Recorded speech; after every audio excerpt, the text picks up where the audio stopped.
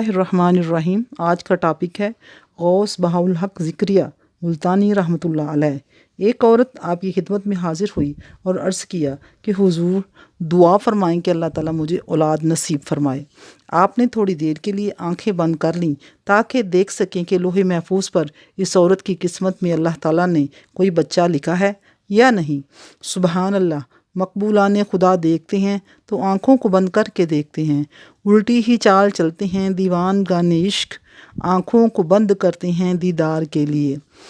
बहरहाल आपने फरमाया कि तेरी किस्मत में लोहे महफूज पर कोई औलाद नहीं है।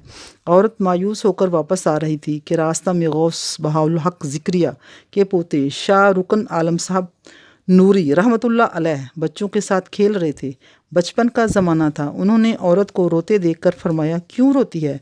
औरत ने कहा, शहज़ादे तुम्हारे दादा जान के पास गई थी ताकि औलाद की दुआ करा सकूं, मगर उन्होंने तेरी कहा कि तेरी किस्मत में अल्लाह ताला ने औलाद नहीं लिखी है। शाह रुकन आलम ने फरमाया, फिर तूने क्या किया? औरत ने कहा, शहज़ादे मैं क्या कह सकती थी? आपने फरमाया, जवाब तुझे मैं सिखाता हूँ, मगर दादा जान के सामने मेरा नाम मत लेना।